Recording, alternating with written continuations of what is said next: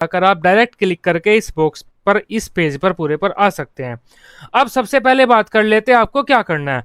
अगर आप UP scholarship का फॉर्म भरना चाहते हैं, सबसे पहले आपको स्टूडेंट पोर्टल पर आना है यहाँ पर, क्योंकि आप एक स्टूडेंट हैं। जब भी आप किसी भी चीज़ का फॉर्म भरते हैं, सबसे पहले आपको रजिस्ट्रेशन करना होता है, रजिस्ट्रेशन के बाद आपको लॉगिन करना होता है। हम बीए, बीएससी, बीकॉम के लिए, ग्रेजुएशन कोर्सेज के लिए फॉर्म भरना चाहते हैं, तब हम रजिस्ट्रेशन पर क्लिक करते हैं। ये 3 बॉक्सेज हैं, इनके बारे में जानकारी आपको होना अति आवश्यक है। इनके बारे में थोड़ा बता देते हैं हम आपको। सबसे पहले बॉक्स की बात कर लेते हैं। अगर आप हिंदू हैं और हिंदू में आप एसटी कैटेगरी वाले हैं या फिर एससी कैटेगरी वाले हैं या फिर आप जनरल कैटेगरी वाले हैं, तब आपका ये वाला पहले वाला बॉक्स रहने वाला है। इस बॉक्स में आपको कोई भी एक ऑप्शन सेलेक्ट करके फॉर्म भरना है। अगर आप हिंदू हैं और ओबीसी हैं, तब आपका दूसरे वाला बॉक्स रहने वाला है। अगर आप हिंदू नहीं है, उसके अलावा कोई भी धर्म है आपका, मुस्लिम है, सिख है, ईसाई है, जैन है, बौद्ध है, पारसी है, कुछ भी है, फलाना डिमक्का जो भी है, हिंदू नहीं है पर, तब आपका ये वाला बॉक्स रहने वाला है। इस बॉक्स में आपको क्लिक करना है। अब ये जो ऑप्शन है इनकी बात कर लेते हैं। प्री मैट्रिक का मतलब होता है आपका 9th और 10th क्लास के लिए, आप यहाँ पर क्लिक करेंगे। पोस्ट मैट्रिक का मतलब होता है आपका 11th और 12th क्लास के लिए, आप इस बॉक्स पर क्लिक करेंगे। Post matric other than intermediate का मतलब होता है 12वीं क्लास के अलावा जो भी आपके पोस्ट मैट्रिक कोर्स होते हैं, आपका जो भी यूनिवर्सिटी के कोर्सेज होते हैं, BA, BSc, engineering, polytechnic, IT, पाईटी, जितना भी कुछ बच गया 10वीं, 11वीं और 9th एंड 10th के अलावा, वैसा भी है ऑप्शन में आएगा। ये post matric other than state मतलब जो यूपी है उसके अलावा कोई भी दूसरे स्टेट के बच्चे यहाँ पर क्लिक करेंगे, क्योंकि वे जनरली माने जाते हैं। दूसरे स्टेट के बच्चे इस ऑप्शन पर क्लिक करेंगे। हमको क्या फॉर्म भरना है, हमको ग्रेजुएशन के लिए फॉर्म भरना है, बीए, बीएससी, बीकॉम वालों के लिए, तब हम post matric other than intermediate पर क्लिक कर देते हैं। जैसे ही हम क्लिक करते हैं, हमारे सामने कुछ ऐसा एक इंटरफेस सा आ जाएगा। हमें क्या करना है, हमें इस फॉर्म को भरना है, जो कि है हमारा रजिस्ट्रेशन फॉर्म। इसको हमें फॉर्म को भर के, पूरे फॉर्म को भर के रजिस्ट्रेशन करना है। ठीक बात है, चलिए ये काम हम करते हैं। ये कुछ लिखा हुआ है यहाँ पर दिशा निर्देश, ये मैं आपको बता दूंगा फॉर्म भरते टाइम ही। सबसे पहला पॉइंट है डिस्ट्रिक्ट। यहाँ पर आपको वो जिला सेलेक्ट करना है जिस जिले में आप अभी पढ़ रहे हैं। रहने वाले आप कहाँ के हैं, चाहे अमेरिका के हैं, उससे कोई मतलब नहीं है हमें। जहाँ पर आप पढ़ रहे हैं वह जिला आपको यहाँ पर सिलेक्ट करना है। ठीक बात है, हमने अपना जिला सिलेक्ट कर लिया, हमारा काम लेकिन खत्म नहीं हुआ। ये गंबो घूम रहा है अभी। सेकंड ऑप्शन हमारा आ जाता है शिक्षण संस्थान। कौन से कॉलेज में आप पढ़ रहे हैं उस कॉलेज का आपको नाम सेलेक्ट करना है। अपना कॉलेज का नाम थोड़ा ध्यान से सेलेक्ट करना, देख सकते हैं ग्लोबल कॉलेज कितने सारे हैं। और इसके अलावा गोचर महाविद्यालय भी आपके 2 हैं, एडिड है, अनएडिड है। सरकारी कोर्स है आपका तो एडिड होता है, प्राइवेट अनएडिड होता है। हम अपने कॉलेज का नाम सेलेक्ट कर लेते हैं। ये तो आपको पता ही होगा किस कॉलेज में आप पढ़ रहे हैं। यहाँ पर आपको अपना कैटेगरी सिलेक्ट करनी है, कौन सी कैटेगरी है। हमने जनरल कैटेगरी सिलेक्ट कर दी। धर्म हमारा हिंदू ही आएगा, क्योंकि हिंदू के अलावा तो दूसरा बॉक्स था, जिस बॉक्स में हम आए हैं वह हिंदू ही है खाली। छात्र छात्रा का नाम, 10वीं क्लास में जो भी आपका नाम है वह आपको यहाँ पर लिखना होगा। हम अपना नाम यहाँ पर लिख देते हैं विनय कुमार। ठीक बात है, अच्छा नाम है। लड़कियों के मामले में यहाँ पर एक दिक्कत हो जाती है, उनके नाम में कुमारी भी होता है। लड़कियों को पता होता है कि उनके नाम में कुमारी है या नहीं। एक लड़की का नाम है मनीषा देवी, दूसरी लड़की का नाम है कुमारी मनीषा देवी, दोनों के सेम नाम है, मतलब ऐसे ही। तो लड़कियों को पता होता है उनके नाम में क्या कुमारी है या नहीं है। अगर कंफ्यूजन है, नहीं पता, तब जो आधार कार्ड में लिखा हुआ है वो लिखिए आप। यहाँ पर आपको पिता का नाम लिखना है, जो भी आपकी 10th क्लास की मार्कशीट में, अभिनव कुमार। उसके बाद हम माता का नाम लिख देते हैं, नेहा देवी, हमने माता का नाम लिख दिया। यहाँ पर आपको 10वीं क्लास की मार्कशीट के अनुसार ही अपनी डेट ऑफ बर्थ लिखनी है 8वें नंबर में। जो भी हमारी डेट ऑफ बर्थ है वह हम लिख लेते हैं। हमारी डेट ऑफ बर्थ मान लीजिए यह है, हमने लिख ली। स्लैश करके लिखनी है इस फॉर्मेट में, स्लैश करके। ठीक बात है, 8वां पॉइंट हमारा पूरा हो गया। अब हमारा आ जाता है जेंडर। जेंडर सेलेक्ट करना है हमें, मेल, फीमेल, ट्रांसजेंडर क्या है। अगर हम फीमेल सेलेक्ट करते हैं तो हमारा एक ऑप्शन खुल जाता है 10th पॉइंट वाला। लड़कियों की क्या होता है, शादी के बाद नाम बदल जाता है। ये नेहा देवी है, शादी के बाद मान लीजिए नेहा कुशवाहा हो गया, नेहा पुंडीर हो गया, कुछ भी हो जाता है, शादी के बाद नाम बदल जाता है। तो जो नाम बदल गया है ना शादी के बाद, आधार कार्ड में जो नाम बदला हुआ है वह आप यहाँ पर लिखेंगे। अगर आधार कार्ड में भी आपने बदलवा लिया है, अगर नहीं बदलवाया है तो कोई दिक्कत नहीं है। हम यहाँ पर मेल सेलेक्ट कर देते हैं, ये वाला ऑप्शन गायब हो जाएगा, क्योंकि लड़कों का नाम शायद आधार कार्ड में नहीं बदला जाता शादी के बाद। 11वां नंबर हमें कह रहा है हमने अपनी 10वीं किस साल पास की वह हमें सिलेक्ट करना है। मान लेते हैं हमने अपनी 10वीं 2012 में पास की और हमने सिलेक्ट कर लिया। हाई स्कूल हमने किस बोर्ड से पास किया, यूपी बोर्ड से पास किया हमने, सीबीएसई आईसीएसई, काफ़ी सारे यहाँ पर बोर्ड दिए हुए हैं, आप यहाँ से सिलेक्ट कर सकते हैं जो भी बोर्ड आपका है। हमने यूपी बोर्ड से किया हुआ है तो यूपी बोर्ड आप सिलेक्ट कर सकते हैं, ठीक बात है।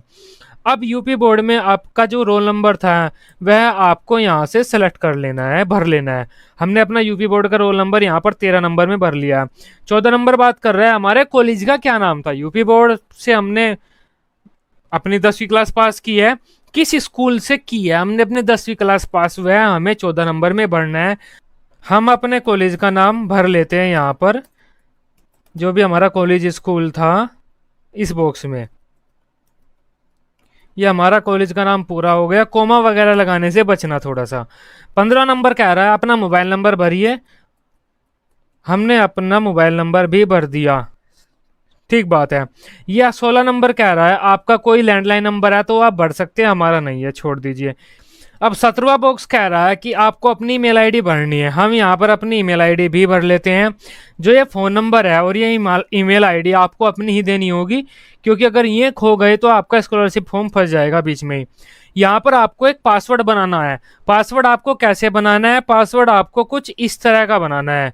ये जो आपको थोड़ा सा पहले नाम लिखना है, उसके बाद आपको एक स्पेशल कैरेक्टर लिखना है, उसके बाद आपको न्यूमेरिक कैरेक्टर लिखने हैं, और जो नाम है या कुछ भी आप एबीसीडी यूज कर रहे हैं वे छोटी भी होनी चाहिए, बड़ी भी होनी चाहिए। जैसे अभी @123, विनीता हैच 1234, अल्फा $4321, इस तरह से आपको कोई भी अपना एक पासवर्ड बनाना है जिसमें छोटी एबीसीडी बड़ी एबीसीडी भी हो, एक स्पेशल कैरेक्टर हो आपका, कोई स्पेशल कैरेक्टर, उसके बाद न्यूमेरिक कैरेक्टर भी हो।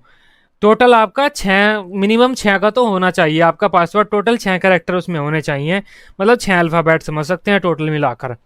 इस तरह का आपका कोई भी आप एक पासवर्ड बना सकते हैं, और आपको यहाँ पर व यहाँ पर दोनों जगह भरना है। हम भी भर लेते हैं अपना पासवर्ड। हमने अपना पासवर्ड यहाँ पर भर लिया है। यहाँ पर जो कैप्चा कोड लिखा हुआ है उसे हम यहाँ पर भरते हैं। जो भी हमारा कैप्चा कोड रहने वाला है वो हमने भर दिया।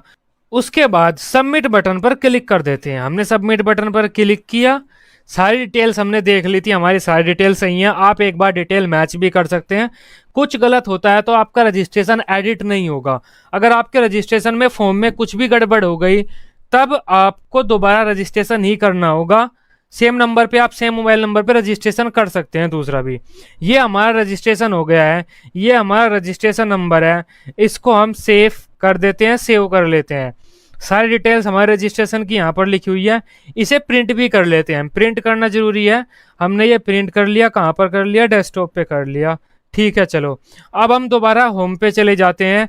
जैसे ही हम होम पे जाते हैं हमारे सामने पहले वाला इंटरफेस दोबारा खुल जाएगा, ये वाला ही होम पेज। यूपी स्कॉलरशिप 2022-23 के लिए हमने अपना रजिस्ट्रेशन कर लिया है। अब हम लॉगिन करेंगे। अब जैसे ही हम स्टूडेंट वाले इस ऑप्शन पर आते हैं हमें यहाँ पर 2 लॉगिन मिलेंगे, फ्रेश लॉगिन और रिन्यूअल लॉगिन। फ्रेश लॉगिन का मतलब होता है आप फर्स्ट ईयर में लॉगिन कर रहे हैं या फिर आपने ग्रेजुएशन में पहली बार स्कॉलरशिप का फॉर्म भरा है उसके लिए लॉगिन कर रहे हैं आप। रिन्यूअल लॉगिन का मतलब है सेकेंड ईयर और थर्ड ईयर में जब भी आप स्कॉलरशिप का फॉर्म भरेंगे उसे रिन्यूअल बोलते हैं। पहली बार भरते हैं आप किसी कोर्स में वो फ्रेश लॉगिन होता है, दूसरी और तीसरी बार कभी भी भरेंगे वो रिन्यूअल लॉगिन होगा। हम फर्स्ट ईयर का फॉर्म भर रहे हैं, पहली बार फॉर्म भर रहे हैं ग्रेजुएशन में, तब हम फ्रेश लॉगिन करेंगे। और कौन सा login, post matric other than inter वाला लॉगिन, यही वाला, क्योंकि हमारा जो फॉर्म है पोस्ट मैट्रिक अदर देन है। ऐसा कुछ इंटरफेस हमारे सामने आ गया। यहाँ पर हमें अपना रजिस्ट्रेशन नंबर भरना है। हमने अपना रजिस्ट्रेशन नंबर यहाँ पर भर दिया। उसके बाद हमें अपनी डेट ऑफ बर्थ भरनी है। हमने अपनी डेट ऑफ बर्थ भी यहाँ पर भर दी। उसके बाद यहाँ पर हमें अपना पासवर्ड भरना है जो हमने बनाया था, वो स्मॉल कैपिटल करके कुछ स्पेशल कैरेक्टर करके वो जो पासवर्ड बनाया था वो हमें भरना है। और जो ये कैप्चा कोड दिया है वो हमें यहाँ पर भर देना है नीचे, और सबमिट बटन पर क्लिक करना है। जैसे सबमिट बटन पर क्लिक करते हैं हमारे सामने हमारा फॉर्म खुल गया। ये जो सारी डिटेल्स आप देख रहे हैं, सारे पॉइंट, इन्हें हमें सबको पूरा करना है। और ये जो ग्रीन टिक दिख रहा है ये सब पॉइंट के बाद लगना है। जब हमारा स्कॉलरशिप का फॉर्म पूरा हो जाएगा, यहाँ पर भी वह आपका ग्रीन टिक आता रहेगा धीरे धीरे, जैसे आप यहाँ पर पूरा करते रहेंगे। रजिस्ट्रेशन करें, हमने रजिस्ट्रेशन कर लिया है। रजिस्ट्रेशन प्रिंट स्लिप करें, ये हमने प्रिंट स्लिप कर लिया है, जो हमारी स्लिप थी वो प्रिंट कर लिया है हमने रजिस्ट्रेशन का। दोबारा करने के लिए भी यहाँ पर क्लिक कर सकते हैं। छात्रवृत्ति हेतु आवेदन पत्र भरें, अब हमारा तीसरा स्टेप है, इस पर हम क्लिक करते हैं। यहाँ पर हमें इतनी सारी चीजें मिली हैं जो तीसरे स्टेप में हमें भरनी है, ये सारे स्टेप हमें पूरे करने हैं। हमारा रजिस्ट्रेशन हो चुका है, अब हम शैक्षणिक भरेंगे, अपनी कुछ डिटेल्स भरेंगे कोर्स की।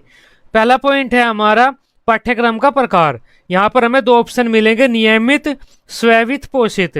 नियमित का मतलब तो है गवर्नमेंट के रेगुलर कोर्सेज कर रहे हैं आप, जो सरकारी होते हैं। स्ववित्त पोषित का मतलब होता है आप स्वयं वित्त व्यवस्था को पोषित कर रहे हैं, मतलब खुद पैसा देकर किसी चीज का कोई कोर्स कर रहे हैं। अगर आप सरकारी कोर्स कर रहे हैं तो नियमित सेलेक्ट करेंगे, प्राइवेट कर रहे हैं अपने कॉलेज में तब स्ववित्त पोषित सेलेक्ट करेंगे। हम सरकारी कर रहे हैं, हमने नियमित सेलेक्ट कर लिया। आप प्राइवेट है तो स्वयं पोषित कर लेना। नियमित सेलेक्ट करने के बाद हमारे जो कॉलेज के नियमित कोर्सेज हैं वे सारे यहाँ पर आ जाएंगे। हम मान लेते हैं बीए या बीएससी कर रहे हैं, बीएससी कर रहे हैं हम। दूसरा पॉइंट हमारा हो गया बीएससी कर रहे हैं हम। तीसरे पॉइंट की बात करते हैं, बीएससी में भी कौन सी बीएससी कर रहे हैं हम, मैथ से कर रहे हैं हम बीएससी। थर्ड पॉइंट में हमने ये सेलेक्ट कर लिया। फोर्थ पॉइंट है हमारा, टोटल हमारा 3 साल का कोर्स है और हम कौन से ईयर में, फर्स्ट ईयर में है। हम इसे बदलना चाहते हैं तो यहाँ से बदल सकते हैं, लेकिन हम फर्स्ट ईयर में ही हैं तो हम नहीं बदलेंगे। क्या प्रवेश लेटरल एंट्री के आधार पर है, इसे हम नो कर देते हैं। लेटरल एंट्री आप अपना देख लेना, अगर आपने सीधा सेकेंड ईयर में एडमिशन लिया है अपने कॉलेज में, फर्स्ट ईयर में आपने किया ही नहीं, या फिर आपने किसी दूसरी यूनिवर्सिटी से फर्स्ट ईयर की है, तो अगर आपका कुछ ऐसा स्पेशल केस है, जैसे आपका बीटेक में होता है ना, अगर आप पॉलिटेक्निक कर लेते हैं तो सीधा आपका सेकंड ईयर में एडमिशन मिलता है, तो वो होता है यहाँ पर लेटरल एंट्री। फर्स्ट ईयर में एडमिशन न लेकर आपने सेकेंड ईयर में लिया है, हमने ऐसा कुछ नहीं किया, नो कर दिया हमने। आवासीय व दीवा छात्र, आवासीय छात्र उन्हें बोलते हैं जो अपने कॉलेज के हॉस्टल में रहते हैं और हॉस्टल से ही रोज कॉलेज में आते हैं और पढ़ाई करते हैं। वे हॉस्टल की फीस भी देते हैं, इस वजह से उनके हॉस्टल की फीस भी आने के चांसेस रहते हैं। ये ऑप्शन इस वजह से दिया गया है आवासीय छात्र वाला। अगर आप कॉलेज के हॉस्टल में नहीं रहते, अपना पर्सनल अलग से हॉस्टल लिया हुआ है, या फिर आप अपने घर से जाते हैं या किसी रिश्तेदार के पास रहते हैं और वहाँ से कॉलेज जाते हैं, तब आप दीवा छात्र का प्रयोग करेंगे। हम कॉलेज के हॉस्टल में नहीं रहते, हमने दीवा छात्र का ऑप्शन यहाँ पर सेलेक्ट कर लिया। पाठ्यक्रम के प्रथम वर्ष में प्रवेश तिथि, जो भी आप कोर्स कर रहे हैं, BA, BSc, BCom, first year में आपने कब एडमिशन लिया था, या उसके बारे में पूछ रहा है किस तारीख को आपने फर्स्ट ईयर में एडमिशन लिया है, उसकी डेट हम यहाँ पर भर देते हैं। सेम हमारा रह जाता है यह वाला भी, पाठ्यक्रम के वर्तमान सत्र में प्रवेश तिथि, क्योंकि हम फर्स्ट ईयर में ही हैं तब हमारा यही रहेगा, फर्स्ट ईयर में एडमिशन की प्रवेश तिथि। और ये वाला भी एफिलिएटिंग बोर्ड का पंजीकरण क्रमांक, मतलब आप जिस यूनिवर्सिटी में अब पढ़ रहे हैं, ग्रेजुएशन जिस यूनिवर्सिटी से आप कर रहे हैं, उसका एनरोलमेंट नंबर आपको यहाँ पर भरना है। एनरोलमेंट नंबर हमें नहीं मिला, हम खाली छोड़ देते हैं। विश्वविद्यालय बोर्ड एफिलिएटिंग एजेंसी का नाम, मतलब हमारी यूनिवर्सिटी का नाम यहाँ पर अपने आप आ जाएगा, मां शाकुंभरी यूनिवर्सिटी सहारनपुर। 11वां पॉइंट हमारा हो जाता है, क्या आपका जो प्रवेश हुआ है वह 12वीं के नंबरों के आधार पर हुआ है। 12th क्लास के नंबर की मेरिट लगती है ना, जो उस मेरिट के आधार पर हुआ है। अगर हुआ है तो आप यस कर सकते हैं, नहीं तो आप नो कर सकते हैं। किसी किसी बच्चे का या कुछ कुछ यूनिवर्सिटी में एंट्रेंस एग्जाम के बाद आपके ग्रेजुएशन कोर्सेज में एडमिशन मिलते हैं, तो वे नो करेंगे यहाँ पर। पाठ्यक्रम की पात्रता हमारा 12th क्लास रहने वाली है, इंटरमीडिएट। ग्रेजुएशन हम किस चीज़ की बात करते हैं, इंटरमीडिएट की बात करते हैं। अब 13वां नंबर हमसे पूछ रहा है, क्या जो आपका ग्रेजुएशन में एडमिशन हुआ है वो इन एंट्रेंस एग्जाम के आधार पर हुआ है। मैंने अभी आपसे कहा है कुछ एंट्रेंस एग्जाम के आधार पर भी एडमिशन होता है। UP, SEE, AKTU, JEE, CUP, NEET, अगर इनके आधार पर हुआ है आप यस कर सकते हैं, नहीं तो आप नो कर सकते हैं। अगर आप यस करते हैं तो आपको यहाँ पर अपने पेपर का नाम चूज करना होगा, कौन सा आपका पेपर का नाम है। अपना जो आपका रजिस्ट्रेशन नंबर है उस पेपर का, एंट्रेंस एग्जाम का, वो यहाँ पर भरना होगा। किस साल आपका मतलब एंट्रेंस एग्जाम हुआ था वो आपको यहाँ भरना होगा। कितनी रैंक आपको मिली थी वो आपको यहाँ भरनी होगी। कितने नंबर आपके यहाँ पर आए थे वो आपको यहाँ पर भरने होंगे। टोटल कितने नंबर आपको एंट्रेंस एग्जाम में मिले थे, इतनी डिटेल्स आपको भरनी होगी। हमारा मेरिट बेस पर हुआ है तो हमने इसे नो कर दिया। अब 19वें नंबर में हमें अपनी एजुकेशनल डिटेल्स देनी है। सबसे पहले पूछ रहे हैं ये हाई स्कूल आपने कब कहाँ से कैसे किया, कितने नंबर मिले हैं। हाई स्कूल की बात कर लेते हैं, 10th क्लास की। उत्तीर्ण वर्ष कब हमने पूरी की थी, 2012 में पूरी की थी। पूर्णांक कितने में से हमें नंबर मिले हैं हाई स्कूल में, ये जो पूर्णांक है हाई स्कूल में हमें कितने नंबरों में से नंबर मिले हैं, हमें 600 में से मिले हैं। कितने मिले हैं, 300 मिले हैं। टोटल कितने प्रतिशत बन जाते हैं, हमारे 50% बन जाते हैं। बोर्ड का क्या नाम है, हमारे यूपी बोर्ड है। हमने सब भर लिया। अब आज बात कर लेते हैं इंटरमीडिएट की, 12th क्लास की। कब पास की हमने 12th क्लास, 2014 में की है। कितने में से नंबर मिले हैं, हमें 500 में से मिले हैं, ना कि 5500 में से, 500 में से मिले हैं। कितने नंबर हमारे आए हैं, 250 आए हैं। कितना प्रतिशत बन जाता है, 50% बन जाता है। बोर्ड, विश्वविद्यालय, एथलेटिक एजेंसी का नाम सेम हो जाता है हमारा यूपी बोर्ड। अब हमने हाई स्कूल किया, इंटरमीडिएट किया, क्योंकि इंटरमीडिएट के बाद ही हम ग्रेजुएशन का फॉर्म भर रहे हैं, हमारी सारी डिटेल सही हो जाती हैं। एक बार आप दोबारा अपनी सारी डिटेल चेक कर लेना, सही भी हैं। अगर सही है तो ये जो कैप्चा कोड दिया हुआ है ये हम यहाँ पर भरते हैं। उसके बाद ये जो डब्बा सा दिया हुआ है इस पर टिक लगाते हैं और मतलब अपने आप को सत्यापित करते हैं कि हाँ मैं सब कुछ समझ चुका हूँ। सबमिट बटन पर क्लिक कर देते हैं। सबमिट बटन पर क्लिक करते ही शैक्षणिक भी हमारा पूरा हो गया, निजी पर आ जाते हैं हम। अब हमारी निजी जानकारी यहाँ पर दी जाएगी। यहाँ पर हमें अपना एड्रेस देना है। एड्रेस आपको पता होगा कैसे देना है, विलेज प्लस पोस्ट करके या फिर 13/3/2 गली नंबर, हाउस नंबर, जो भी आपका रहने वाला है वो आप यहाँ पर एड्रेस अपना दे सकते हैं, जैसे भी आपका एड्रेस है। मैंने अपना यहाँ पर एड्रेस भर दिया एक डमी के लिए, क्योंकि मुझे इस फॉर्म को सबमिट नहीं करना। अगर मेरा परमानेंट और करंट एड्रेस सेम है तो मैं इस डब्बे पर यहाँ पर टिक कर दूंगा। ये जो मैंने एड्रेस दिया है ये मेरा परमानेंट एड्रेस है, जहाँ का मैं स्थायी रूप से निवासी हूँ। मतलब मेरा घर, ओरिजिनल घर कहाँ है उस पर मैंने यहाँ पर एड्रेस दे दिया। अब दूसरे नंबर पे मुझे यहाँ पर अपना करंट एड्रेस देना है। मेरा करंट एड्रेस भी सेम ही है जहाँ पर मैं अभी रह रहा हूँ, तब मैं टिक कर देता हूँ, सेम हो जाएंगे मेरे दोनों। अब मुझे यहाँ पर राशन कार्ड की संख्या देनी है, परिवार आईडी वगैरह, वो मैं चाहता हूँ तो मैं यहाँ पर भर सकता हूँ। मेरा राशन कार्ड नंबर ये है। अगर मैं हैंडीकैप्ड हूँ तो मुझे यहाँ पर सिलेक्ट करना होगा कि मेरे में किस प्रकार की डिसेबिलिटी है। डिसेबिलिटी कोई नहीं है, हम इसे ऐसे ही छोड़ देते हैं। अगर मैं डिसेबल हूँ तो मुझे यहाँ पर सिलेक्ट करना होगा किस किस कैटेगरी की मेरी डिसेबिलिटी है। सब कुछ मेरा ठीक है। हम दोबारा यहाँ पर ये जो कैप्चा कोड है उसे यहाँ पर डालते हैं, इस डब्बे पर क्लिक करते हैं और अपडेट बटन पर क्लिक कर देते हैं। जैसे ही हम अपडेट बटन पर क्लिक करते हैं हमारा जो निजी है वह भी कंप्लीट हो जाता है, उसके सामने भी टिक आ जाता है। अब हमें अपने बैंक की डिटेल्स जमा करनी है। यहाँ पर पहले हमें अपने बैंक का नाम सेलेक्ट करना होगा। हमारे बैंक का नाम क्या है, हमारे बैंक का नाम पीएनबी बैंक है। सबसे पहले तो पीएनबी सेलेक्ट ही कर लेते हैं, वही बड़ा काम हो जाता है शायद हमारे लिए। तो ठीक है, हमारा बैंक पीएनबी बैंक है। किस जिले में हमारा बैंक है, सहारनपुर में है। हमने सहारनपुर अपना यहाँ पर दूसरे नंबर पे जिला सिलेक्ट कर लिया। उसके बाद हमें अपनी ब्रांच सिलेक्ट करनी है। हम कोई भी अपनी ब्रांच यहाँ से इस तरह से सिलेक्ट कर सकते हैं कि हमारी यह ब्रांच है, जो भी आपकी ब्रांच है। 4 नंबर में और 5 नंबर में आपको अपना अकाउंट नंबर भरना होगा। जो भी आपका अकाउंट नंबर है उसे आप यहाँ पर भर लीजिए। हमने अपना अकाउंट नंबर 4 नंबर और 5 नंबर में भर लिया। हमारा IFSC कोड यहाँ पर आ गया है। हमारा जो नाम है बैंक अकाउंट में, हमारा क्या नाम है वो हमें यहाँ पर भरना है। हमारा नाम है विनय कुमार। हमने अपना नाम यहाँ पर बैंक अकाउंट में भर लिया जो भी है। उसके बाद हमारा जो भी ये जो कैप्चा कोड लिखा हुआ है उसे हमें यहाँ पर भरना है। और उसके बाद इस डब्बे पे क्लिक करके और अपडेट कर देना है इसे भी। हमारा जो बैंक है वह भी कंप्लीट हो गया शुल्क संबंधी। अब यहाँ पर हमें अनुमोदित नॉन रिफंडेबल अनिवार्य शुल्क जमा करना है, या फिर हमें लिखना है कितना है। हम गवर्नमेंट कॉलेज में पढ़ रहे हैं तो हमने कितनी फीस गवर्नमेंट कॉलेज में जमा की है। नॉन रिफंडेबल का मतलब यहाँ पर है ऐसी फीस जो हमने कॉलेज में जमा की है, जो कॉलेज हमें देने के लिए बाध्य नहीं है। नॉन रिफंडेबल फीस हमने कितनी जमा की है वो आप अपने कॉलेज से पता कर लेना आपने कितनी जमा की है। हम मान लेते हैं हमने 5700 जमा की है। जितनी भी आपने जमा की है ये आप अपने कॉलेज से पता करना पड़ेगा आपको, अपने कॉलेज से ही, कि आपके कॉलेज की नॉन रिफंडेबल फीस कितनी भरनी है हमें स्कॉलरशिप फॉर्म में। इसे बिल्कुल ठीक भरना, क्योंकि ये कॉलेज से वेरीफाई होती है।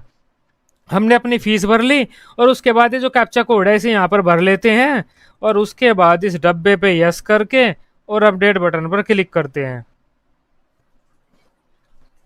अब हमारा जो शुल्क संबंधी है वह भी कंप्लीट हो गया है। अब हमें अपने गत वर्ष की डिटेल्स देनी है। गत वर्ष का परीक्षाफल हम 12th क्लास पास करके आए हैं तो पास ही होगा हमारा। प्रमोटेड विदाउट मार्क्स और रिजल्ट यट नॉट डिक्लेयर तो हो नहीं सकता अगर हमने ग्रेजुएशन में एडमिशन ले लिया है। अगर आप इनमें से कोई सा है तो चूज कर सकते हैं, लेकिन हमारा पास है। अब परीक्षा प्रणाली कौन सी है, हमारे सेमेस्टर वाइज हमें नंबर मिले हैं या फिर हमारे ईयरली नंबर मिले हैं। हमें ईयरली नंबर मिले, हम वार्षिक वाली सिलेक्ट कर लेते हैं। अब हमारा अंक कैसे मिले हैं, हमें हमारी CJPA है या फिर कुछ और है, या फिर हमें अंक प्रणाली मतलब हमें नंबर मिले हुए हैं। अगर आपके मार्कशीट पर नंबर लिखे हुए हैं, साथ में ग्रेड भी लिखे हुए हैं ABCD करके कुछ भी, तो आप यहाँ पर अंक ही सेलेक्ट करें क्योंकि आपके नंबर मिले हुए हैं। नंबर से मतलब रखिए आप। अब हमने यहाँ पर वार्षिक अंक प्रणाली सिलेक्ट कर लिया है। फोर्थ पॉइंट कह रहा है संस्था द्वारा अंकित पूर्णांक। फर्स्ट ईयर में यहाँ पर कुछ नहीं आता, जब आप सेकंड ईयर में आएंगे तो आपके फर्स्ट ईयर के यहाँ पर पूर्णांक लिखे हुए मिलेंगे, जितने में से भी नंबर मिलते हैं हमें। हम तो पास होकर आए हैं, तब हम यहाँ पर लिख लेते हैं हमने कितने नंबर प्राप्त किए अपने 12th क्लास में। 12th क्लास में हमने 250 नंबर प्राप्त किए हैं। और पूर्णांक हमारा कितना रहने वाला है, मतलब कितने में से हमें मिले हैं, हमें मिले हैं 500 में से नंबर। हमारा 50% यहाँ पर आ गया। शिक्षण संस्थान का नाम, जो भी हमारे कॉलेज का नाम है वो हम यहाँ पर लिख लेते हैं। टाइप करना होगा हमें अपने कॉलेज का नाम। हमने अपने कॉलेज का नाम यहाँ पर टाइप कर लिया है। और जो ये कैप्चा कोड दिया हुआ है इसे हम यहाँ पर भर लेते हैं। उसके बाद देखते हैं क्या होता है। यह डब्बा क्लिक करते हैं और अपडेट कर देते हैं। अब यह कह रहा है कि आपका जो फॉर्म है, जो बेसिक डिटेल्स थी वे पूरी हो गई हैं। अब आपकी आवेदन की सभी प्रविष्टियां सफलतापूर्वक भरी गई हैं। अब आपको फोटो वगैरह अपलोड करने होंगे, आधार कार्ड वेरीफाई वगैरह करना होगा। बिना फोटो आपका जो आवेदन है पूर्ण नहीं माना जाएगा। हम होम बटन पर यहाँ पर क्लिक करते हैं। ये देखो यहाँ पर टिक टिक हो गया, एप्लीकेशन फॉर्म पर भी टिक आ गया। और ये जो छात्रवृत्ति है तो आवेदन पत्र भरें, इस पर भी यहाँ पर टिक आ गया, मतलब हमारा दूसरा स्टेप पूरा हो गया। अब हमें फोटो वगैरह अपलोड करना होगा। फोटो अपलोड करने के लिए सबसे पहले बात तो यह है, हमारा फोटो 20 KB से कम होना चाहिए। कोई भी 20 KB तक का फोटो जिसका फॉर्मेट JPG हो हम अपलोड कर सकते हैं। फोटो अपलोड करने के लिए चूज फाइल पर क्लिक करते हैं, जहां पर फोटो है उसे सेलेक्ट करते हैं और अपलोड फोटो पर क्लिक कर देते हैं। हमारा फोटो सक्सेसफुली अपलोड हो गया है, ठीक बात है। अब हम दोबारा चलते हैं होम बटन पर, देखते हैं हमारा जो फोटो है वह भी अपलोड हो गया है। अब हम आवेदन पत्र को संशोधित कर सकते हैं। अगर आपके इतने फॉर्म में कोई दिक्कत आ गई है तो आप उसे चेंज कर सकते हैं यहाँ पर क्लिक करके। हमारा अभी तक कोई दिक्कत नहीं है, हम आगे बढ़ते हैं। आगे बढ़ने के लिए अब हमें क्या होगा, करना होगा, अपना आय एवं जाति जो सर्टिफिकेट है उसे हमें अपना प्रमाणित करना होगा। यहाँ पर हमें पहले नंबर में अपने इनकम सर्टिफिकेट का आवेदन फॉर्म संख्या भरना होगा और दूसरे नंबर पर हमें अपना प्रमाण पत्र क्रमांक भरना होगा। आवेदन क्रमांक पहले नंबर पर आएगा, प्रमाण पत्र क्रमांक आपका दूसरे नंबर पर आएगा। इसे हम भर लेते हैं इन दोनों ऑप्शन को। दोनों ऑप्शन भरने के बाद यहाँ पर ये कैप्चा कोड डालते हैं हम। कैप्चा कोड डालने के बाद सबमिट बटन पर क्लिक करते हैं। जैसे ही सबमिट बटन पर क्लिक करते हैं हमारे सामने हमारी डिटेल्स आ जाएंगी, जो भी हमारा सर्टिफिकेट है उसकी इनकम सर्टिफिकेट उसकी सारी डिटेल्स आ जाएंगी। उसके बाद हमें वेरीफाई इनकम डिटेल्स पर क्लिक करना है। ये फॉर्म जो हमने भरा है जनरल कैटेगरी के लिए भरा है, इसलिए हमसे सिर्फ इनकम सर्टिफिकेट पूछा गया। नहीं तो जैसे ही हम वेरीफाई पर क्लिक करते हैं यहाँ पर तुरंत हमसे कास्ट सर्टिफिकेट की डिटेल भी ऐसे ही मांगी जाती है और हमें वह भी वेरीफाई करनी होती है। अब जो हमारा इनकम सर्टिफिकेट वाला ऑप्शन है स्टेप 4 डन हो गया है। यहाँ पर भी हमारा इनकम सर्टिफिकेट जाते आई वाला स्टेप डन हो गया है।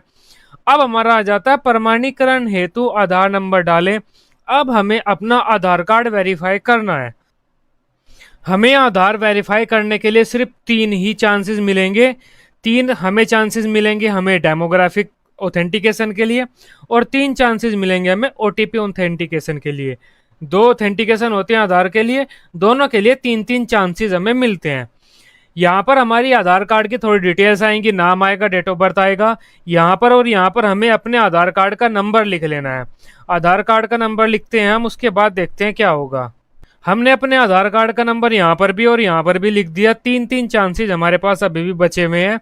ये जो कैप्चा दिया हुआ है इसे हम यहाँ पर लिखते हैं इस डब्बे पर क्लिक करते हैं और वेरीफाई आधार पर क्लिक कर देते हैं। जैसे ही हम वेरीफाई आधार पर क्लिक करते हैं, यहाँ पर हमें प्रमाणीकरण सफल का ऑप्शन मिल जाता है। हमारा जो आधार डेमोग्राफिक ऑथेंटिकेशन था वह पूरा हो गया है। Click here for Aadhaar OTP authentication. अब हमें अपने आधार ओटीपी ऑथेंटिकेशन के लिए क्लिक करना है। यहाँ पर हम अब क्लिक करते हैं, देखते हैं क्या होता है। जैसे हम आधार ओटीपी ऑथेंटिकेशन पर क्लिक करते हैं, हमारे सामने कुछ ऐसे ऑप्शन खुल जाते हैं। अब ओटीपी ऑथेंटिकेशन के लिए भी हमें 3 चांसेस मिले हुए हैं, जिसमें ये हमारा पहला ही चांस है, एक भी हमने खराब नहीं किया है। यहाँ पर हमें हमारा नाम देखने को मिल जाएगा, डेट ऑफ बर्थ देखने को मिल जाएगी। अब हमें क्या करना है, रिसेंड ओटीपी पर क्लिक करना है। रिसेंड ओटीपी पर हम क्लिक कर देते हैं। रिसेंड ओटीपी पर क्लिक करते ही हमारे फोन में ओटीपी आ जाएगा। उस ओटीपी को हम यहाँ पर भरते हैं और उसके बाद वेरीफाई आधार बाय मोबाइल ओटीपी पर हम क्लिक करते हैं, देखते हैं क्या होता है। जैसे हम वेरीफाई आधार बाय मोबाइल ओटीपी पर क्लिक करते हैं, हमारे सामने यहाँ पर प्रमाणीकरण सफल आ गया, ये ओटीपी हमारा, और हमारा मतलब ये भी काम हो गया ओटीपी वाला भी। अब हम होम बटन पर क्लिक करते हैं और देखते हैं होम बटन पर क्लिक करके क्या होता है। यहाँ पर जैसे हम होम बटन पर क्लिक करते हैं, हमारा जो मेन डैशबोर्ड है उस पर आ जाते हैं। जो हमारा आधार कार्ड वाला स्टेप 5 था ये भी हमारा पूरा हो गया, टिक आ गया। आधार कार्ड वाला जो ये था, आधार नंबर डालें, ये टिक हो गया। अब जांच हेतु आवेदन प्रिंट करे पर भी टिक हो गया, मतलब अब हम जांच हेतु आवेदन भी प्रिंट कर सकते हैं। अब हम क्या करेंगे, जांच हेतु अपना आवेदन प्रिंट करेंगे, उसे अपने कॉलेज में टीचर के पास लेकर जाएंगे और उन्हें दिखाएंगे। अगर कोई कमी होती है तो वे टीचर हमें बताएंगे कि यहाँ पर कमी है, उसे सुधारेंगे हम। आवेदन पत्र को संशोधित करें, इस ऑप्शन पर क्लिक करके उसे सुधार के दोबारा यहाँ से प्रिंट करके हम दिखाएंगे। जब टीचर कह देगा सब कुछ ठीक है, इसे आप फाइनल सबमिट कर दो, फिर हम इस ऑप्शन पर यहाँ पर फाइनल सबमिट कर देंगे, क्योंकि ये भी हमारा खुल गया है, ब्लू हो गया है। यहाँ पर हम फाइनल सबमिट कर देंगे जब, उसके 3 दिन बाद हमारा ये ऑप्शन खुल जाएगा। देखो ये ब्लैक है, अभी तक नहीं खुला, 3 दिन बाद ये खुल जाएगा। और इसे फाइनल सबमिट करके यहाँ से प्रिंट कर लेना, यहाँ से प्रिंट करके अपने कॉलेज में जमा कर देना। अब हम क्या करते हैं, इसे हम प्रिंट करते हैं, देखते हैं हमारा फॉर्म कैसा है। ये अब हमारा फॉर्म आ गया प्रिंट होके, ये हमारा फॉर्म है, देख सकते हैं आप, पूरी डिटेल्स इसमें दी गई है। 2022 का ही फॉर्म है ये, यही फोटो हमने लगाया था, यही हमारा रजिस्ट्रेशन नंबर है, पूरी डिटेल्स इसमें आ गई है, पूरा फॉर्म हमने भर दिया है।